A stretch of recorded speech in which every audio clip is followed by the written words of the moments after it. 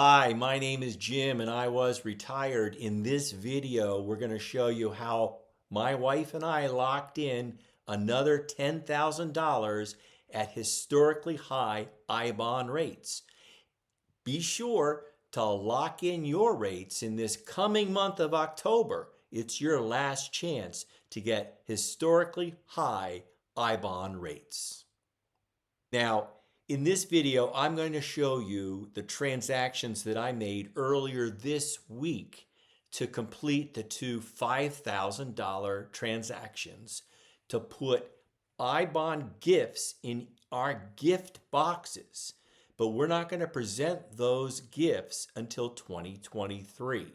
In April, we locked in our first two $5,000 gifts, earning 7.12% for 6 months. And starting next month, October 1st, they will lock in 9.62% for the next 6 months. So we've already locked in about 8.5% interest for a 12-month holding period for your I-bonds. This week, we locked in two more gifts to present in 2023. Now, if you recall, my wife and I both made $5,000 gifts to be presented in 2023 because we had already purchased our 2022 I-bonds to lock in what we thought were great rates. Once we hit the 20,000, 10,000 each, somebody suggested you could give gifts to be presented in 2023. Well, we split the baby and did $5,000 gifts each to see what might happen with the November 1 rate. Now that we know that the November 1 rate will be substantially lower than the 9.62% currently available, we decided to go ahead and give two more gifts to be presented in 2023 to lock in these rates. So here's the screen on my Treasury Direct account. You went through Buy Direct, said you're going to buy an I-bond, chose my wife's registration, not mine, and that way it's automatically recognized as a gift. This is a gift. So I purchased $5,000 gift. Source of funds was the same fund bank account that I used for all of my Treasury Direct purchases. So the gift receipt shows the confirmation the gift went through on 9/28. But if you recall, any purchases made in September start earning their interest on September 1st. So if you go to my gift box now, you'll see that there's a September 1st I-bond in it waiting to give to my wife in 2023, along with the gift that was already there from the April purchase. Buy in September anytime, and it dates back to the September 1st. Likewise, if you didn't buy in September, buy in October if you want to lock in the 9.62%. By the way, the April bond is 7.12% for 6 months. Starting on October 1st, it earns 6 months of the 9.62.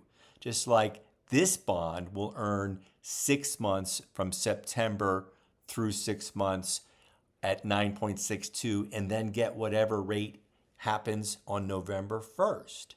So we're locking in about 8.5% interest on these bonds, historically high rates. So on November 1st, the new rate will be announced, and the composite rate is not going to be 9.62. My calculation that it's most likely going to be about 7.3, as low as about 6. So somewhere between 6 and 7.3 is where it's going to be. These are historically high rates, as this chart of initial composite rates shows.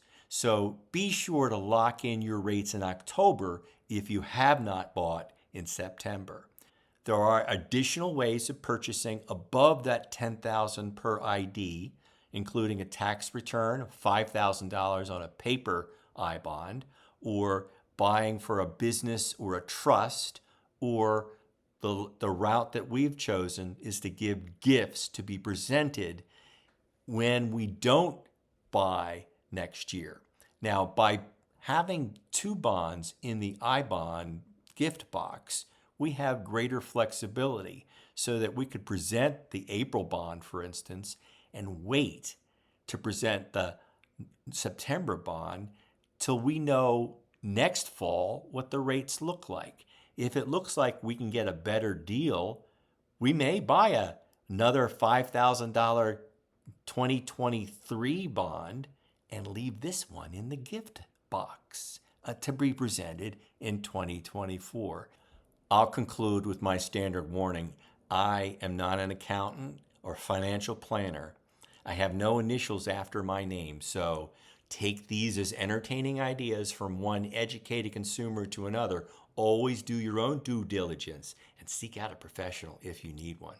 Hope this iBond video has been helpful, and I hope you lock in a rate either as a purchase of a 2022 iBond or a gift for a future year to lock in these rates. See you next time.